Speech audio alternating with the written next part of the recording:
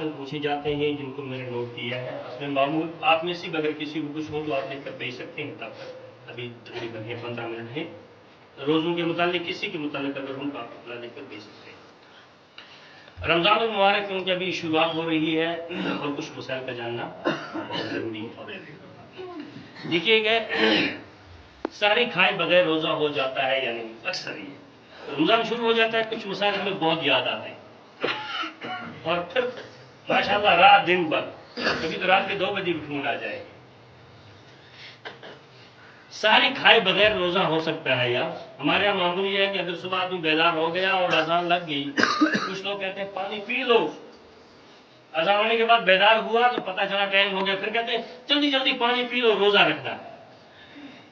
یاد رکھنا سحری کا وقت ختم ہو جاتا ہے فجر کی اذان سے. کس میں؟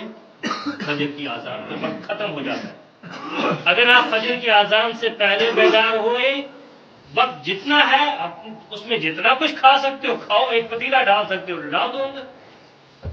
اذان تک اذان ہو گئی تو وقت ختم ہو گیا. اب ایک بندہ بیدار ہوا اذان ہو چکی اذان ہو چکی جو وقت ختم تھا. اب یہ کیا کرے؟ اس آدمی کو حکم یہ ہے کہ اب اسی طرح یہ روزے سے رہے. کوئی مسئلہ نہیں ہے. بنا ساری کھائے بھی بندہ روزہ رکھ سکتا ہے. بھائی لوگ 3 دن بھوکے رہتے ہیں. صحابہ کی زندگیاں کیسی گزری ہیں؟ 3-4 دن کو کھانے کو میسر ہوتا پیٹ پر پتھر باندھتے تھے. ہم نے ساری نہیں کھائی تو کیا ہم اختیار کر نہیں روک سکیں گے؟ کوئی نہیں مرتا ہے. لیکن یاد رکھنا ایک آدمی صبح بیدار ہوا اس نے دیکھا کہ وقت ختم ہو چکا ہے. اس کو معلوم ہے کہ صبح اذان ہو چکی ہے وقت ختم ہو چکا ہے. پھر یہ یاد جاننے کے باوجود پانی پیتا ہے اس لیے کہ میری ساری ہو جائے گی. اس آدمی کا روزہ نہیں ہے. اس کا روزہ ختم ہو گیا. تو صبح جب بیدار ہو جائیں گے اگر وقت ہے تو کھا لیں. اگر کبھی بیدار ہو گئے اور وقت نکل چکا ہے تو آپ اسی طرح روزہ رکھ سکتے ہیں. روزے میں کوئی حرج نہیں ہے. اگر کوئی شخص جان بوجھ کر ساری نہ کھائے تو کیا حکم ہے؟ دیکھیے اس کا روزہ ہو جائے گا. ساری کھانا سنت ہے. ساری کھانے پر بھی ثواب ہے لیکن ساری کھانا روزے کے لیے شرط نہیں ہے. ایک آدمی صبح اٹھا اور اس کا مزاج نہیں تھا اس نے ساری نہیں کھائی جان بوجھ کر تو روزہ اس کا ہو جائے گا. روزہ رکھ سکتا ہے. روزے میں کوئی بھی مسئلہ نہیں ہے.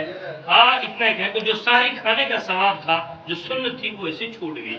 کچھ نہ کچھ بندہ کم از کم سنت کی نیت سے صبح کھا لینا چاہیے. دودھ پلانے والی عورت کیا روزہ توڑ سکتی ہے یا نہیں؟ دیکھیے ایسی عورت جو بچے کو دودھ پلاتی ہے اگر اس کو لگتا ہے کہ روزے کی حالت میں رہوں اور دودھ کم ہو جاتا ہے بچے کو تکلیف ہو جائے گی بچہ جو ہے اس کو دودھ میسر نہیں ہو سکتا ہے یا ماں کے لیے اگر وہ تکلیف دہ ہے کہ روزے کی حالت میں یہ روزہ رکھ کے دودھ پلائے اور یہ اگر کمزور پڑ جاتی ہے تو اس کے لیے شریعت نے گنجائش رکھی ہے. ایسی عورت روزہ نہ رکھے بچے کو دودھ پلائے اور جب بعد میں اس کی کیا کر لے گی؟ قضا کر لے گی. اسی طرح حاملہ عورت بھی کہ عورت بالکل جس کا وضع حمل بالکل قریب میں ہے اور اس کو اگر ڈاکٹر نے کہا ہے کہ روزے کی حالت میں جیسے پانی خشک ہو جاتا ہے عورتوں کو اس کو کہا ہے کہ آپ کو پانی پینا ہے دن کے اندر نہیں تو خطرہ ہے بچے کو پانی خشک ہو جائے گا تو ایسی عورت بھی روزہ کھا سکتی ہے. یہ بعد میں کی قضا کر لے گی.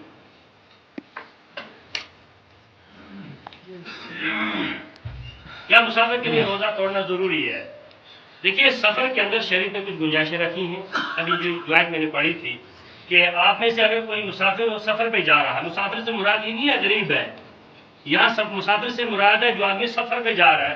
یہاں سے سری نگر جا رہا ہے یہاں سے جموں جا رہا ہے یہ آدمی مسافر ہے. شریعت نے اسے کہا ہے کہ یہ آدمی اگر راستے میں اس کو لگتا ہے کہ مجھے تکلیف ہو رہی ہے میں بھوکا سفر نہیں کر سکتا ہوں تو شریعت نے کہا ہے کھا سکتا ہے. یہ آدمی روزہ کھا لے اور بعد میں اس کی کیا کر لے گا؟ قضا کر لے گا. یہ یاد رکھیے گا جن کو شریعت نے اجازت دی ہے روزہ کھانے کی اس کا یہ مطلب نہیں کہ یہ مسجد میں بیٹھے باہر روڈ پر مارکیٹ میں بیٹھ کر کھا لیں. ان کو چاہیے کہ کھائیں چھپ کر. جو عورتیں ہیں جن عورتوں کو روزہ وغیرہ کھانے کی اجازت ہے ان کو بھی چاہیے کہ روزہ کیسے کھائے؟ گھر والوں سے چھپ کر علیحدہ سے کھا لیں روزہ. البتہ مسافر جو ہے وہ روزہ کھا سکتا ہے اس میں کوئی حرج نہیں ہے. لیکن سوال یہ تھا کہ کیا اس کا کھانا ضروری ہے؟ مسافر کے لیے روزہ کھانا ضروری نہیں ہے. اگر ایک آدمی کو لگتا ہے میں یہاں سے سری نگر جا رہا ہوں اور میں آرام سے سفر کر لوں گا اپنی گاڑی ہے کوئی مسئلہ مجھے نہیں ہے تو یہ آدمی روزہ اگر رکھ سکتے ہیں تو اس کو بہتر ہے کہ یہ روزہ رکھے. یا الٹی آنے سے روزہ ٹوٹ جاتا ہے. دیکھیے خود بخود اگر الٹی آ جائے تو اسے روزہ ٹوٹتا. ایک آدمی اگر وہ جان کر الٹی کرتا ہے اور الٹی تو نہیں آ رہی ہے وہ جان بوجھ کر انگلی وغیرہ ڈال کے جیسے کلاکار کچھ ہوتے ہیں تو جان بوجھ کر اگر کوئی الٹی کروائے تو روزہ ٹوٹ جائے گا. لیکن بیمار ہے, طبیعت خراب ہوگی, کہیں گیس ہوگی اور الٹی آ گئی, اس سے روزہ ٹوٹتا نہیں ہے. دیکھیے دوران روزہ اگر حیض بند ہو جائے, عورتیں ہیں اور انہیں پیریڈ ہوتا ہے مہینے کے اندر, ہر بالغ عورت کو پیریڈ کے دوران عورت کو روزہ معاف ہے. شریعت نے رکھا ہے کہ جتنے ایام بھی عورت پیریڈ میں رہے گی اتنے دن ان کو روزہ رکھنا نہیں ہے. یہ روزہ اس حال میں اگر بہت ساری عورتیں روزہ رکھتی ہیں تب بھی ان کو شریعت نے کہا ان کا روزہ نہیں ہوگا, ان دنوں کے دوران ان کو روزہ رکھنا نہیں ہے. اب ایک عورت ہے, ٹھیک ہے, کہ پیریڈ میں تھی اور اس نے روزہ نہیں رکھا, اب 12 بجے اس کا پیریڈ ختم ہو گیا, اب یہ کیا کرے گی؟ تو اس کے لیے حکم یہ ہے کہ 12 بجے جب پیریڈ ختم ہو گیا تو 12 بجے سے شام تک کچھ نہ کھائے. یہ روزے کی حالت میں رہے گی, اس کا روزہ تو مجرا نہیں آئے گا, لیکن جب یہ پاک ہو چکی ہے تو اختیار تک یہ اسی حال میں روزے کی شکل اختیار کرے گی. کلی کرتے وقت اگر پانی اندر چلا جائے تو روزے کا کیا حکم ہے؟ کلی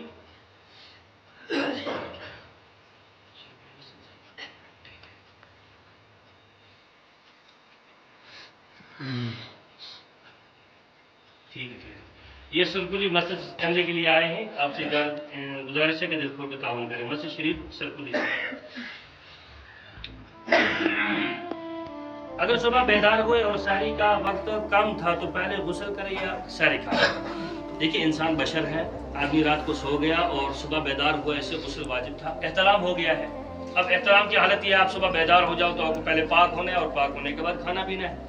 لیکن رمضان مبارک کا مہینہ چل رہا تھا اور آدمی صبح بیدار ہوا اور اس نے دیکھا کہ یہاں سے اس پر غسل واجب ہے, ادھر سے دیکھا اس نے کہ ٹائم ختم ہے, اتنا وقت نہیں ہے کہ یہ پہلے غسل کر کے واپس آئے اور پھر ساری کھائے.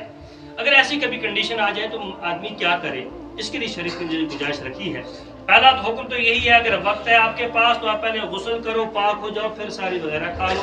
لیکن اگر وقت کم ہے آپ کے پاس اور آپ کو لگتا ہے کہ مجھے ساری کے بنا مشکل ہو جائے گا تو پھر شریعت کہتی ہے آپ جلدی جلدی وضو کرو اور وضو کر کے آپ ساری کھا سکتے ہو. ساری کے بعد غسل کر کے آپ نماز پڑھ لیں. سحری کے بعد اگر احتلام ہو جائے تو روزے کا کیا حکم ہے؟ اس سے روزہ ٹوٹتا نہیں. آپ نے صبح سحری کھائی اور سحری کھانے کے بعد نماز پڑھ لی, نماز کے بعد اکثر آ کر سو جاتے ہیں. اگر آپ آ کر سو گئے اور کسی کو احتلام ہو گیا تو اس سے روزے میں کوئی فرق نہیں پڑتا ہے, لیکن آپ کو جلدی جلدی بعد میں غسل سے فارغ ہو جانا پڑے گا.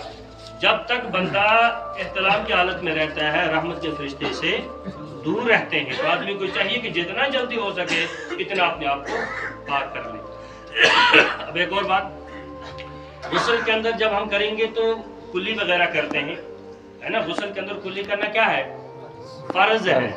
غسل میں 3 فرض ہیں. کتنے فرض ہیں؟ 3. یاد رکھنا, یہ تینوں میں سے کوئی ایک اگر چھوٹ گیا تو غسل ہوگا. ایک کلی کرنا, دوسرا ناک میں پانی ڈالنا, تیسرا پورے بدن پر اتنا پانی بہانا کہ کوئی بال بھی خشک. یہ 3 فرض ہیں. صابن وابن لگانا وہ فرض نہیں ہے, وہ ہم اپنی صفائی کے لیے کرتے ہیں. 3 چیزیں فرض ہیں. آپ نے پورا بدن تو دھو لیا, کلی کرنا یا ناک میں پانی ڈالنا بھول گئے تو آپ کا غسل ہوا. اب رمضان کی حالت میں اگر آپ ہو تو جب ہم کلی کرتے تو ہم کیا کرتے ہیں؟ گرگرا.